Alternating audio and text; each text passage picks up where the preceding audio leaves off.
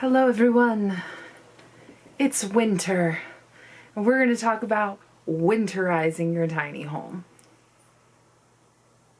Yeah, it's cold. Okay, so originally I had filmed this entire video on Thanksgiving when we first noticed that there was a small problem, and it was that there was no heat at all in the whole house. So on Thanksgiving, it was like raining, it was super cold, and it got down to like 48 degrees in my tiny house. Yeah, it was cold. So basically, I made the mistake of not realizing it was going to get that cold, and I kind of left the door cracked for the dogs to go in and out that morning, and so all of that like lovely hot air that accumulates when you sit in here long enough just went right out the door for the dogs. So I go off and eat at my parents' house. Meanwhile, it's like slowly creeping lower and lower and lower and lower. And then I returned to the house and I left the door open again because I'm just not that smart and savvy about winter conditions. So, yeah, it got really, really cold, and I went like, oh shoot, I'm gonna be like on one of those news shows where lady freezes to death in alternative housing. I did not want that to happen.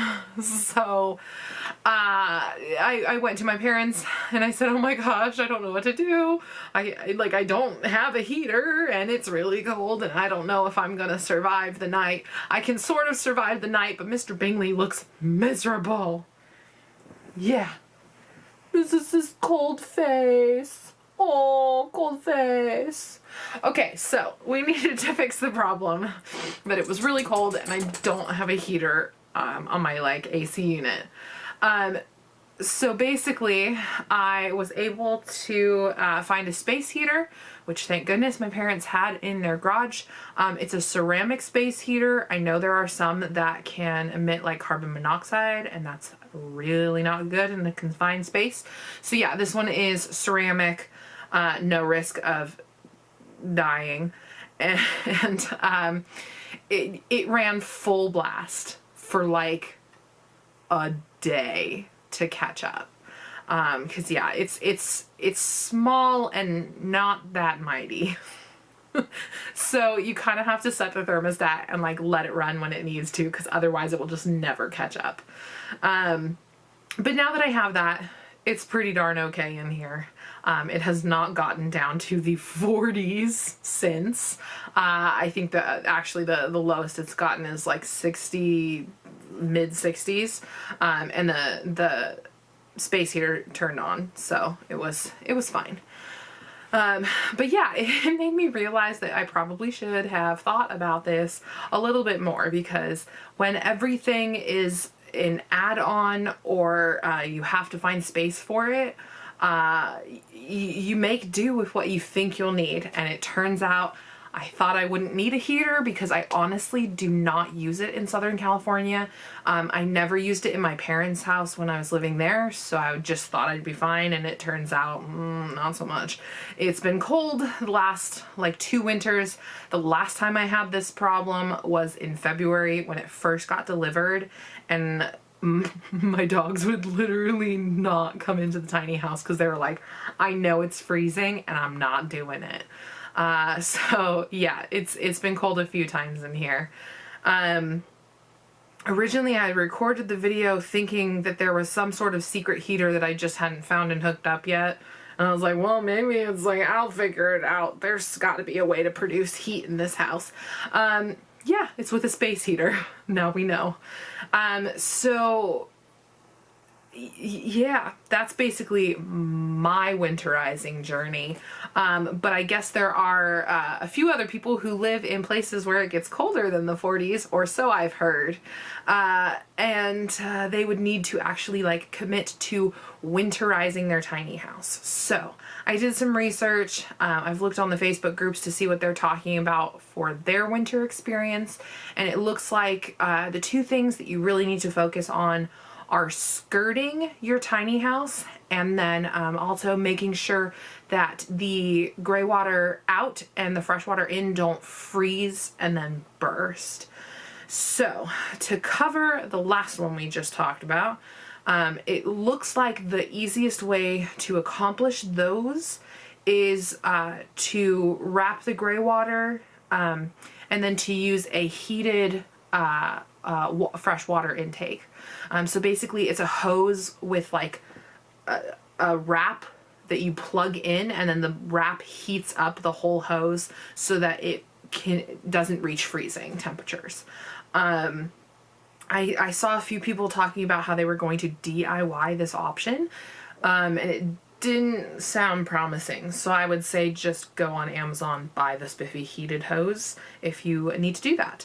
The other thing was the skirting of the tiny house. So skirting on your tiny house basically just means that you are going to prevent air from flowing freely underneath the tiny house, because I have noticed that like the thing that got the coldest was not like the air, it's actually like the floor. The floor was like ice. It was so cold. And it's because when the wind was blowing against the house, it was really just going right underneath the tiny house and carrying away any sort of heat that may have been there.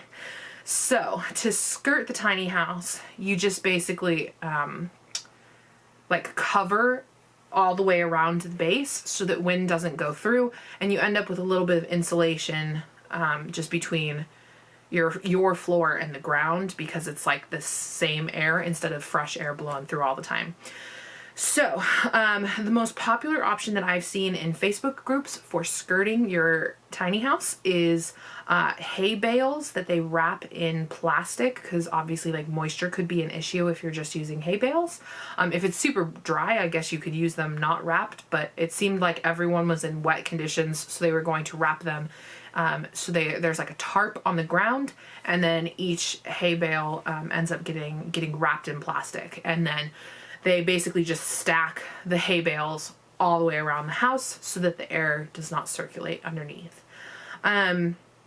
Yeah, there was like one other guy who was going to try it with some sort of like foam, but I didn't hear whether or not that was successful. So I guess there are other options to the hay bale option, but the hay bale option was the only one that I could see people had tried and succeeded at, which is important because sometimes you only get to guess once.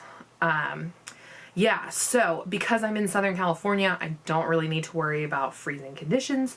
So I do not have any sort of like heat on the pipes. I also do not have any sort of skirting, although I'm kind of wondering if once I actually was like on my own property, if maybe that would be worth doing just with like fencing, just to make it look like a more permanent home.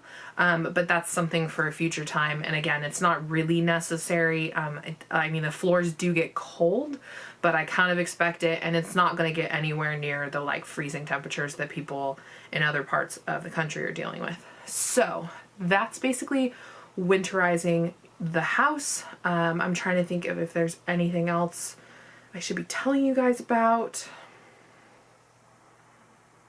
No, I think that's it. I mean, honestly, I've always been the kind of person who just like puts on an extra sweatshirt when it gets cold instead of relying on heat anyways. So I would say that I'm not really having the worst time with winter conditions. I have noticed that Mr. Darcy curls up into such a tight ball that he looks like half his size because he gets cold a little bit. But I tried the sweaters and he is not a sweater dude. Meanwhile, Mr. Bingley is totally a sweater dude, but it takes like maybe 2 or 3 when it's really cold out to actually insulate him as well as he needs to be. So he's like a 2 or 3 sweater kind of dude.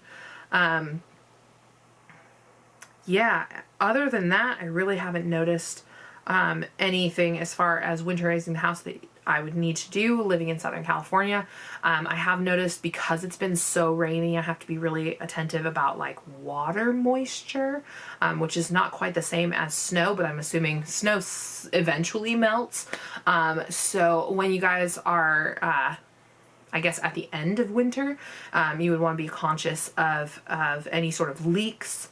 If you see anything, you should wipe it down, dry it off, and then put some like all-weather sealer on it. I actually just went around the entire house a couple of days ago and got every single nook and cranny where water could seep in sealed completely. Because as the house settled, I just noticed a few things here and there that needed to be fixed. Yeah. It's been wet and rainy and cold, and I'm hoping to have like true Southern California weather back eventually. But for now, it's kind of fun to have like weather in general. So I'm enjoying the cold, but I'm definitely running the space heater. That's it for today. If you guys have any questions about tiny house living or about winterizing your home, I'm probably not the person to ask because I've done literally nothing to winterize my home other than plug in a space heater, but I'm willing to take a shot at it. So if you want to leave a comment below, I will try to answer your questions, but I can definitely answer your questions about tiny house living. It is almost Christmas time, so definitely follow me on Instagram at pinktinyhouse so that you can see all of my Christmas decor, because yes, there's Christmas decor. Thank you guys for watching, and I will see you guys next time. Bye!